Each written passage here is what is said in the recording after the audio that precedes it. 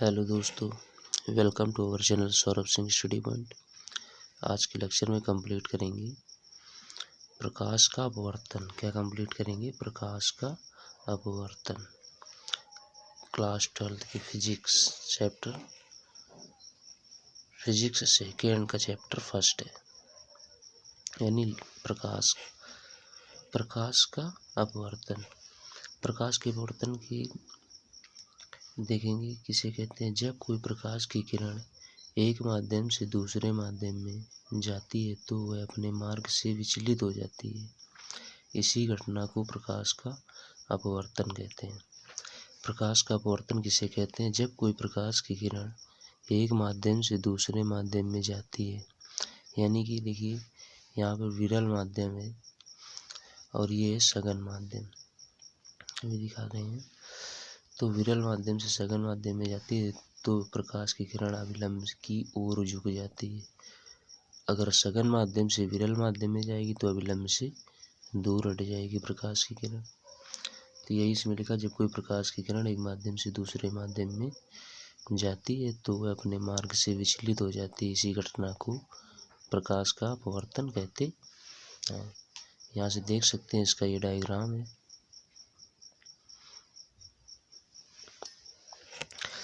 देखिए ये प्रकाश की किरण यानी आपतित किरण, ये आने वाली किरण है, यहाँ से ये जा रही है। और ये विरल माध्यम यानी कि ये मान लीजिए कोई विरल माध्यम है,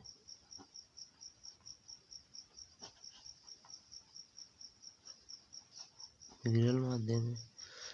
और ये क्या है? सघन माध्यम है। क्या है? सघन माध्यम है। तो जब कोई प्रकाश की किरण आपतित किरण यहाँ से देखिए आई है, यहाँ चलते हुए यहाँ देखिए क्या हुआ कि ये कोण आई है और यहाँ से अभिलंब की ओर झुक गई ये किरण, यानी ये कोण स्मॉल आर है।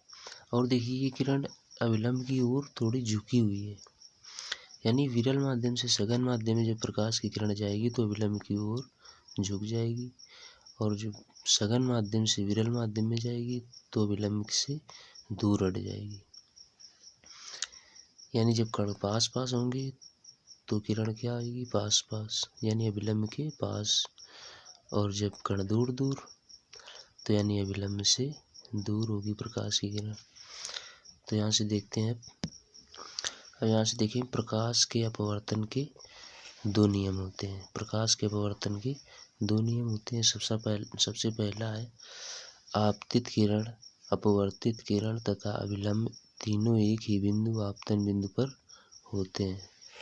यहाँ से देखेंगे क्या बोला है? आपतित किरण, अपवर्तित किरण और अभिलंब, ये क्या है? अभिलंब, तीनों एक ही बिंदु पर यानी आपतन बिंदु पर होते हैं, यहीं पर आके मिलते हैं आके। यही एक इसका फर्स्ट नियम है प्रकाश के अपवर्तन का।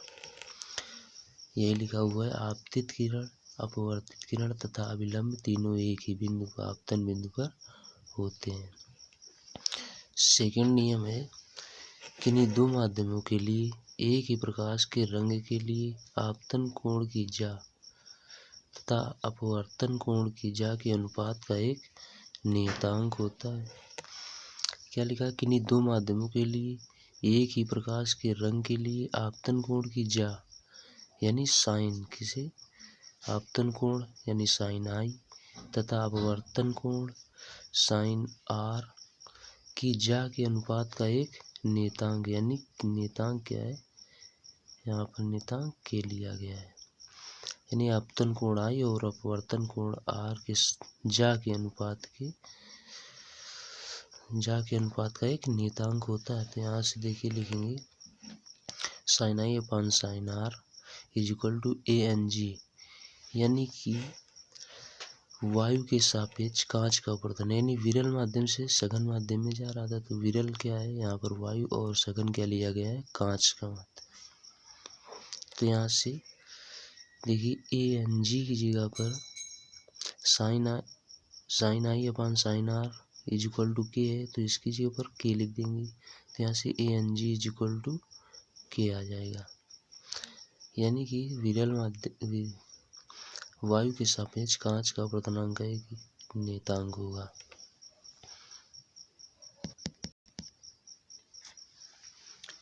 देखिए नेक्स्ट रीडिंग है उत्क्रमणीयता। क्या है? उत्क्रमणीयता। उत्क्रमणीयता क्या कहती है? यदि प्रकाश की किरण वायु से कांच में जा रही हो, यानी वायु से कांच में जा रही हो, जो प्रकाश की किरण वायु से कांच में जा रही हो तो वायु यानी एयर के सापेक्ष कांच, तो यहाँ से ANG is equal to sine I upon sine R, इसको समीकरण क्या दे देंगे? फर्स्ट। अब यहाँ पर लिखेंगे यदि यही प्रकाश की किरण कांच से वायु में जा रही हो तो, यानी कांच से वायु में जा रही होगी तो क्या होगा? इसी का विपरीत हो जाएगा, यानी कि GNA यानी ग्लास के सापेक्ष एयर में अपवर्तनांक इज इक्वल टू, तो यहाँ पर ये अनुपात भी चेंज हो जाएगा, यानी कि यहाँ से देखिए ANG is equal to sine I upon sine R था, तो यहाँ से GNA करेंगे तो यहाँ से sine R upon sine I हो जाएगा। तो यहाँ से इसको क्या करेंगे? समीकरण दूसरा नाम दे देंगे, समीकरण 2। यहाँ से लिखेंगे समीकरण 1 और समीकरण 2 से, समीकरण 1 और समीकरण 2 से, तो यानी ANG into GNA is equal to sine I upon sine R, यानी ANG का अपवर्तनांक जो था अनुपात दिया गया था वो sine I upon sine R था, और यहाँ पर GNA का जो अनुपात दिया गया था साइन आर अपन साइन आई था। तो यहाँ से देखिए ये इससे कैंसिल आउट हो गया, साइन आई से साइन आर, साइन आर से साइन आर, यहाँ पर कितना बचेगा? 1, यानी ANG into GNA is equal to 1। अब यहाँ से समझेंगे, अगर हम यहाँ पर इसको ले लें, किसको? A को 1 मान लें और G को 2 मान लें, अगर दो ही अपवर्तनांक है, दो ही माध्यम है, तो उसके लिए देखिए यहाँ से अगर चलेंगे हम, तो यानी 1 एक मान लीजिए एक गोला है, 1 ये 2, तो यहाँ 1 क्या है? एयर, और 2 क्या है? ग्लास। तो यहाँ से सबसे पहले चलिए 1N2 और 2N1, यानी कि 1 से चले 2 और 2 से चले 1। अगर यहाँ पर तीसरा माध्यम और रख दिया जाए, मान लीजिए यहाँ पर 3 माध्यम कर दिया, 1 2 और 3, तो सबसे पहले चलेंगे 1N2, फिर क्या चलेंगे? इंटू 2N3, यानी 2N3 इंटू 3N1 ऐसे, तो 3N1 इज इक्वल टू 1। अब देखिए 1 को तो मतलब एयर को माना था 1, तो यहाँ पर एयर, और G यानी ग्लास को माना था 2, तो 1N2 की जगह ANG लिख देंगे, और 2 क्या है? GN3।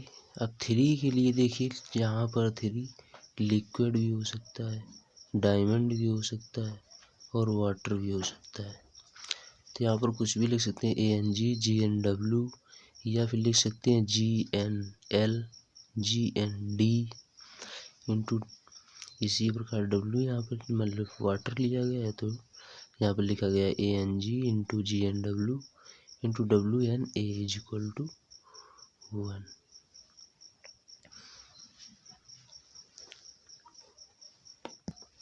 अब देखते हैं नेक्स्ट रीडिंग। नेक्स्ट रीडिंग क्या है? पूर्ण आंतरिक परावर्तन। क्या है? देखिए यहाँ से पूर्ण आंतरिक परावर्तन। पूर्ण आंतरिक परावर्तन, जब कोई प्रकाश की किरण किसी ऐसे पृष्ठ पर पड़े कि पृष्ठ से टकराने के पश्चात प्रकाश किरण पूर्ण रूप से उसी माध्यम में वापस लौट जाए, इसे प्रकाश का पूर्ण आंतरिक परावर्तन कहते हैं। यानी कि जब कोई प्रकाश की किरण स्रोत से चले तो किसी ऐसे पृष्ठ पर पड़े कि जिससे टकराने के पश्चात उसी माध्यम में वापस लौट जाए। मतलब प्रकाश की किरण टकराने के पश्चात प्रकाश की किरण पूर्ण रूप से उसी माध्यम में वापस लौट जाए तो इसे प्रकाश का पूर्ण आंतरिक परावर्तन कहते हैं। पूर्ण आंतरिक परावर्तन के 2 नियम होते हैं। यहाँ से देखेंगे कौन कौन से नियम होते हैं। पूर्ण आंतरिक परावर्तन का सबसे पहला नियम है, देखिए फर्स्ट नियम, आपतन कोण का मान सदैव क्रांतिक कोण से बड़ा होना चाहिए। यानी आपतन कोण का मान सदैव क्रांतिक कोण से बड़ा होना चाहिए, यानी कि I ग्रेटर देन C। यानी क्रांतिक कोण को C से डिनोट करते हैं, तो यहाँ पर लिखेंगे I ग्रेटर देन C। दूसरा नियम है, प्रकाश की किरण सदैव सघन माध्यम से विरल माध्यम में जानी चाहिए। यानी पूर्ण आंतरिक परावर्तन का जो दूसरा नियम है वो क्या है, सघन माध्यम से विरल माध्यम में जानी चाहिए प्रकाश की किरण। नेक्स्ट हेडिंग देखेंगे क्रांतिक कोण, सबसे इम्पोर्टेंट है। यहाँ पर देखेंगे क्रांतिक कोण सघन माध्यम से विरल माध्यम में बना हुआ है आपतन कोण। यानी कि सघन माध्यम से विरल माध्यम में बना हुआ है आपतन कोण जिसके लिए अपवर्तन कोण 90 अंश का होता है, उसे क्रिटिकल एंगल कहते हैं। यानी कि क्रांतिक कोण कहते हैं, इसे C से प्रदर्शित करते हैं। तो यहाँ पर देख रहे हैं ये फिगर, मान लीजिए कोई सघन माध्यम है और ये क्या है, विरल माध्यम है। तो यहाँ पर डिफिनीशन में कह रहा था कि सघन माध्यम से विरल माध्यम में बना हुआ है आपतन कोण। सघन माध्यम से विरल माध्यम में बना हुआ है आपतन कोण, ये क्या है, आपतन कोण जिसके लिए अपवर्तन कोण, ये क्या है, अपवर्तन कोण 90 अंश होना चाहिए। जिसके लिए अपवर्तन कोण 90 अंश होता है, इसे क्रिटिकल एंगल कहते हैं, क्रांतिक कोण कहते हैं। अब यहाँ से देख रहे हैं क्रांतिक कोण व अपवर्तन कोण में संबंध। क्रांतिक कोण यानी कि C और अपवर्तन कोण R में संबंध। तो यहाँ से देखिए ये दिया गया है अपवर्तन कोण व मतलब क्रांतिक कोण में संबंध। तो यानी GNA इज इक्वल टू, ये दिया गया sin I upon sin R। चूँकि यहाँ से देखिए फिगर में क्या दिया गया, सघन माध्यम से विरल माध्यम में बना हुआ है आपतन कोण। तो यानी सघन माध्यम से चल रहे हैं तो GNA, विरल माध्यम क्या होगा, एयर वैक्यूम। तो यहाँ से is equal to sin I upon sin R। चूँकि इसके लिए अपवर्तन कोण I है और इसके लिए अपवर्तन कोण R आप। तो आपतन कोण और अपवर्तन कोण दोनों ये, तो यानी कि ये इनका सिर्फ क्या लिया जाता है, कोणांक। क्या ले लिया जाता है, कोणांक। यानी I is equal to C और R इज इक्वल टू 90। चूँकि अपवर्तन कोण कितना है, क्रांतिक कोण के लिए 90 अंश होता है और क्रांतिक कोण जो है अपवर्तन कोण के आपतन कोण के इक्वल है। क्या है, आपतन कोण के इक्वल है। तो यहाँ से लिखेंगे GNA, यानी GNA तो सेम रहेगा और I is equal to C हो गया है, तो यहाँ पर लिखेंगे sin C is equal to sin 90। चूँकि R की वैल्यू दी गई है 90 अंश। अब यहाँ से लिखेंगे GNA is equal to sin C, चूँकि sin 90 की वैल्यू कितनी होती है, 1।